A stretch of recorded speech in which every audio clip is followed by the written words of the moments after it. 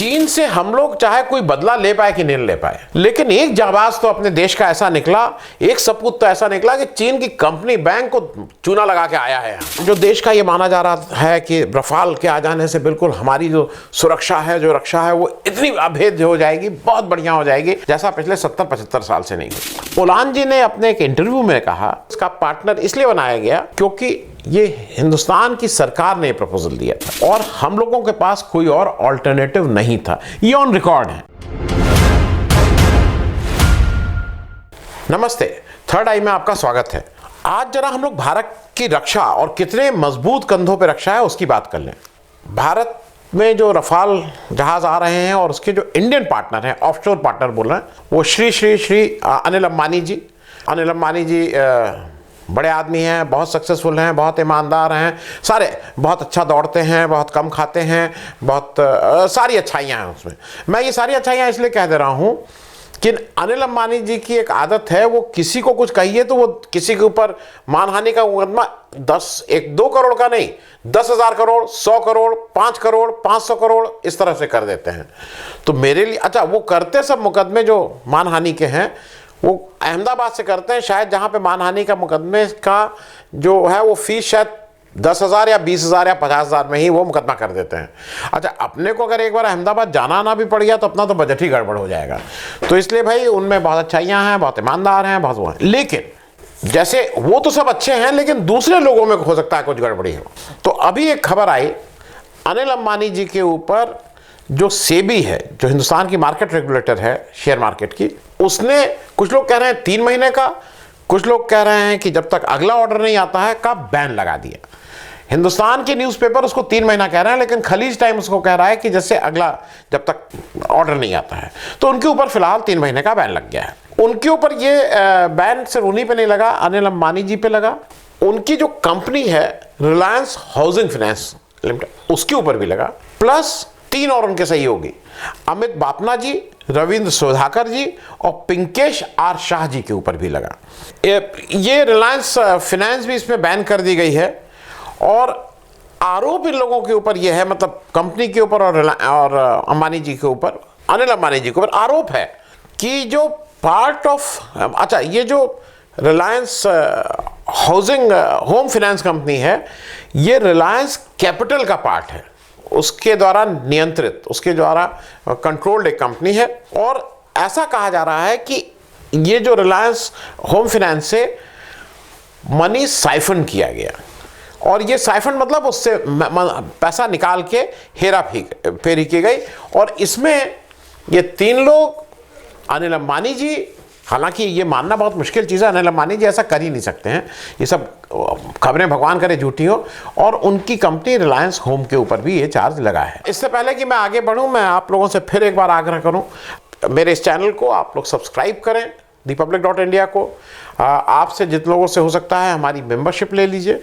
उस मेंबरशिप में हर महीने आपको एक थोड़ा आर्थिक सहयोग करना पड़ता है, और अगर आप हर महीने का कमिटमेंट नहीं करना चाहते हैं तो वन टाइम हमारी मदद करने का, एक बार भी हमारी मदद कर सकते हैं, जिसके डिटेल्स बैंक के नीचे दिए गए हैं। अब इस कारण जो, जैसा मैंने बताया कि ये जो इन्होंने कुछ पैसा निकाला था इसके लिए कंपनी के ऊपर, अनिल अंबानी जी के ऊपर, और 3 उनके जो सहयोगी हैं, इन पे ये किसी शेयर को खरीद नहीं सकते, बेच नहीं सकते, ट्रेड नहीं कर सकते हैं, और केवल यही नहीं, डायरेक्टली और इनडायरेक्टली ये नहीं कर सकते हैं। एक तरह से टोटल बैन है इनके ऊपर सेबी द्वारा शेयर मार्केट में जाने से।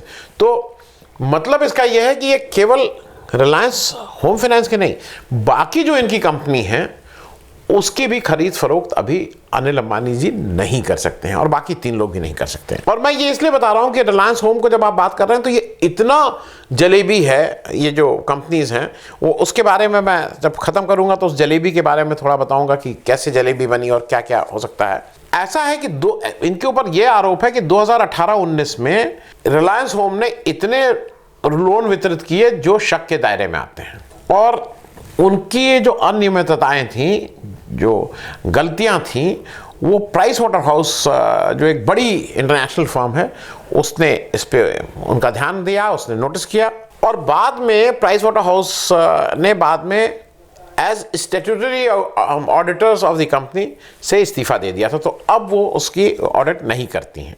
जैसा कि मैं बार बार इसको ये बता देता हूं कि भाई ये अनिल अंबानी जी के साथ जरा जब आप इनका नाम लीजिए तो आपको खतरा लगा रहता है कि मालूम नहीं भाई ये कहाँ क्या कर दें। तो ये मेरा नहीं है, ये सब पेपर में निकला है, आप लोग भी देख लीजिएगा। एक मैं पुराने पेपर नवभारत टाइम्स की 29 जुलाई 2020 की एक रिपोर्ट का और हवाला आपसे को दे दे रहा हूं।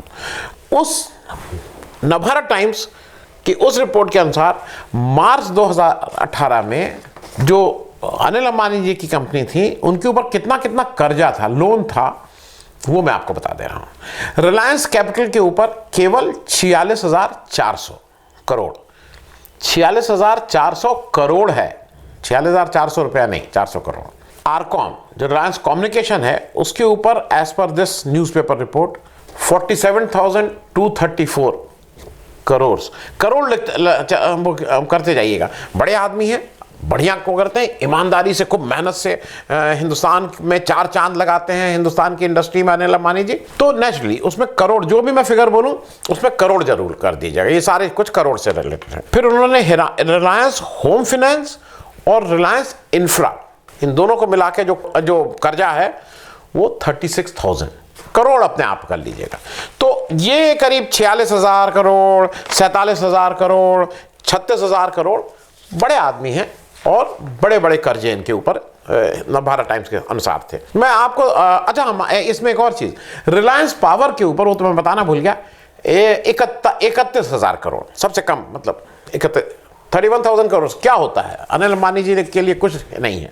वो मैं एक और आपको याद दिला दूं, एक चाइना के एक बैंक ने इनके ऊपर कुछ दावा ठोक दिया था। मैंने उसके ऊपर एक एपिसोड भी किया है, मैं कोशिश करूंगा नीचे डिस्क्रिप्शन दे दूं, एक एपिसोड भी किया था जिसमें लंदन के जो लॉ जहां पे इनका मुकदमा चल रहा था उसने इनकी प्रॉपर्टी अटैच करने की बात कही थी और कुछ इन्होंने वहां ये कहा था कि मैं दिवालिया हो गया हूं।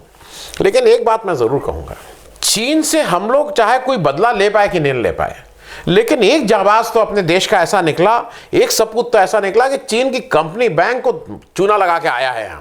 मतलब किसी के इस समय हम लोग विपक्ष कहता है कि चीन से बदला लो, चीन से बदला लो, लेकिन एक आदमी ने बदला करके उनके बैंक को चूना लगा के बिल्कुल करके निकल के यहां आके अपना चैन से रह रहे हैं।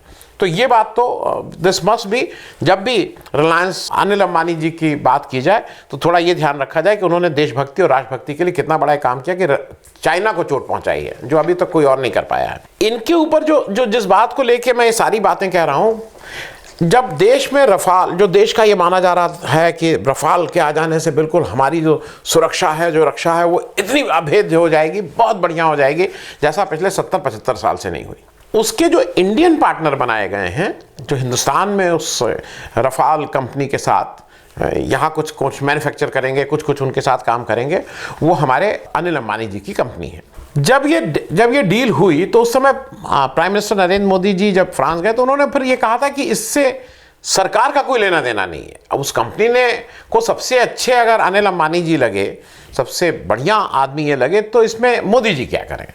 लेकिन जो फ्रांस के पूर्व राष्ट्रपति ओलांद जी थे, ओलांद जी ने अपने एक इंटरव्यू में कहा कि ये अनिल अंबानी जी को इसका पार्टनर इसलिए बनाया गया क्योंकि ये हिंदुस्तान की सरकार ने प्रपोजल दिया था और हम लोगों के पास कोई और ऑल्टरनेटिव नहीं था। ये ऑन रिकॉर्ड है। तो अच्छा, अब अगर हिंदुस्तान ने इन्हें या जो भी सरकार ने अगर इनको प्रपोज भी किया था तो सबसे अच्छे हैं, सबसे अच्छे को ही प्रपोज किया जाएगा ना, कोई इधर उधर को तो किया नहीं जाएगा।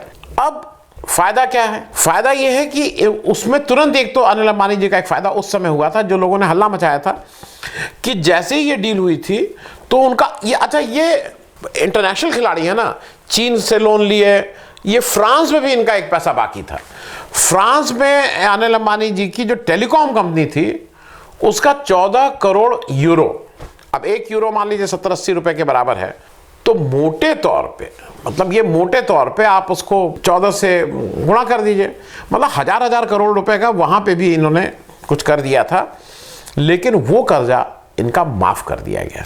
हालांकि मैं फिर बता दूं कि अनिल अंबानी जी और उनकी रिलायंस जो उनका ग्रुप है उसने ये कहा था कि नहीं ये कोई डील की वजह से माफ़ी नहीं मिली थी, हमने मुकदमा लड़ा, लौड़बो और जीतबो, उन्होंने मुकदमा लड़के और ये सब करके वहाँ जीत लिया था। तो शायद जैसे इंग्लैंड में इन्होंने बताया ना कि ये दिवालिया हो गए इसलिए पैसा ना दिया जाए, मालूम नहीं क्या था। अब मैं जरा इनकी कुछ कंपनीज के बारे में बता दूं जो डिफेंस में काम करती हैं। मैं यहाँ पे आपको रेफरेंस के लिए केवल 6-7 नाम दे रहा हूँ, 7-8 नाम, बाकी उसके बारे में भी बता रहा हूँ।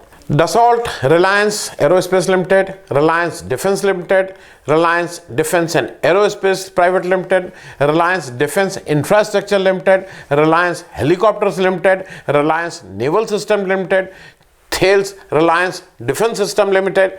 ये मैंने आपको केवल 7 नाम दिए हैं, लेकिन आपको सुन के ताज्जुब होगा, इतने बड़े उद्योगपति हमारे यहाँ हैं कि इनका एक एड्रेस है 502-502-91-94 Prabhat colony, Santacruz east, Mumbai. इस एड्रेस पे हमारे जो ये अनिल अंबानी जी साहब हैं, इनके रिलायंस ग्रुप की इनकी कंपनी 116 कंपनी इन्होंने केवल रजिस्टर की हुई है एक एड्रेस पे। उस हालांकि जब आप इसको जाएंगे और देखेंगे तो उसमें 2000 से ऊपर कंपनी बोलते हैं, लेकिन 91-94 मतलब सेम एड्रेस पे सेम इनके जो ग्रुप कंपनी ने 116। तो बड़े आदमी, बड़ी बातें। तो उस जलेबी में आप कहाँ ढूंढिएगा कि कौन किसकी होल्डिंग, कौन किसका, वो जरा मुश्किल हो जाएगा। जैसे बड़ी फैमिली में हो जाता ना कि उसके भाई, भाई के भाई, भाई के भाई, भतीजा भतीजा, तो कुछ दिनों बाद लोग भूल जाते हैं कि मेरा ये भतीजा था कि भांजा था, ये क्या था। तो लेकिन ये ऐसे नहीं भूलना। और ये 116 एक ही जगह है। इस तरह के कई कंपनीज हैं अनिल भाई की। उम्मीद है कि आने वाले समय में अनिल भाई इसी तरह से तरक्की करते रहेंगे और उनको देश में, क्योंकि वही जब इतने बड़े इंडस्ट्रियलिस्ट रह गए हैं, उनके बड़े भाई तो एक उनसे बड़े हैं, अडानी जी हैं, अब ये भी एक बड़े उन्नतशील वो हैं। उम्मीद है कि आने वाले समय में इनको और कर्जा दिया जाएगा जिससे ये और बड़े बड़े काम करें। और जैसे चीन को इन्होंने वो ठीक किया है, वैसे जितने भी हिंदुस्तान के दुश्मन हैं वहाँ जाके उन सारे देशों में इनको कुछ ना कुछ काम ज़रूर दिया जाए जिससे ये देश का भला कर सकें। Thank you so much.